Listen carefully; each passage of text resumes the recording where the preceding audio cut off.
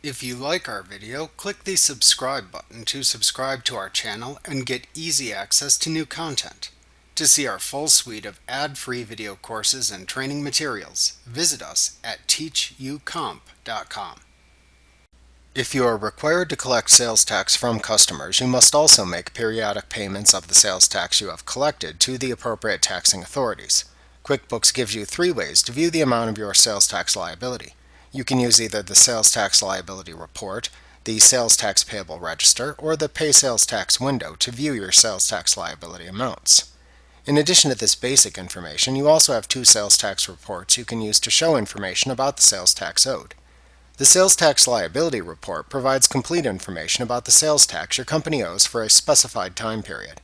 It will show for the date range selected the total taxable sales, total non-taxable sales, and the total amount of sales tax owed to each taxing agency. QuickBooks displays your sales tax liability report on an accrual basis unless you have changed the default setting in the sales tax category within the Preferences window. To view the sales tax liability report, select either Reports, Vendors and Payables, Sales Tax Liability, or Vendors, Sales Tax Liability from the menu bar to open the report. Another report that can be useful when dealing with sales tax is the Sales Tax Revenue Summary Report, which shows where your sales tax revenue is coming from.